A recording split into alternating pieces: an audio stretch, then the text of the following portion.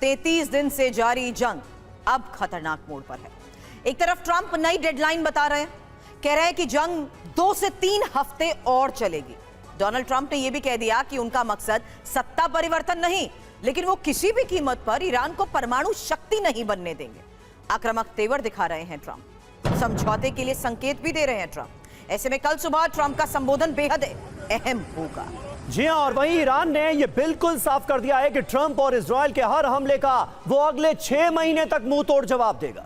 Iran ने कहा है कि आज से वो खाड़ी देशों में मौजूद अमेरिकी सॉफ्टवेयर कंपनियों पर हमले शुरू कर देगा। अब अरब में मौजूद इन कंपनियों पर बहुत बड़ा संकट, बहुत बड़ा खतरा मंडराता नजर आ रहा है।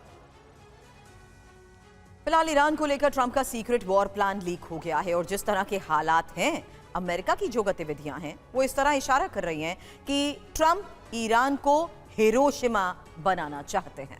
जी हां, सुपर पावर अमेरिका ईरान युद्ध में बुरी तरह से फंसा हुआ नजर आ रहा है। यह जंग लंबी खिंचती जा रही है। ट्रंप लंबी जंग में फंसना नहीं चाहते, वो युद्ध से निकलना चाहते हैं। ऐसे में इस बात की आशंका बहुत बढ़ गई है कि अमेरिका ने जिस तरह हिरोशिमा और नागासाकी पर परमाणु हमला कर दूसरे विश्व युद्ध को खत्म किया था, उसी तरह ईरान पर एटमी अटैक कर युद्ध का अंत कर सकता है।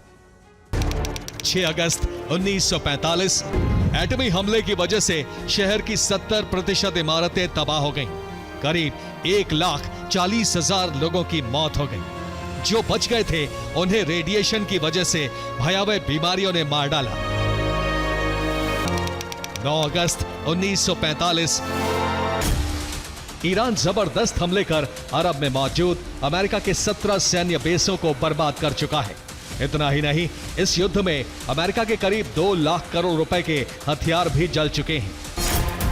उस युद्ध में अमेरिका के 27,000 सैनिक मारे गए थे। 23 फरवरी 1945 में अमेरिकी नौसैनिकों ने आइवो जिमो और उसके एयरफील्ड पर कब्जा कर लिया और इसके बाद वहां अमेरिकी बम वर्षक पहुंचे। यहां से उड़ान भरकर उन्होंने पहले हिरोशिमा और फिर नागासाकी पर एटम बम गिराए। अमेरिका ने अपनी पूरी ताकत झोंक रखी है, बट वो रिजल्ट निकल कर नहीं आ रहा, क्योंकि जापान की तरह ईरान भी झुकने को तैयार नहीं। जायज बात है कि नेटो साथ नहीं है, यूरोपियन यूनियन साथ नहीं है।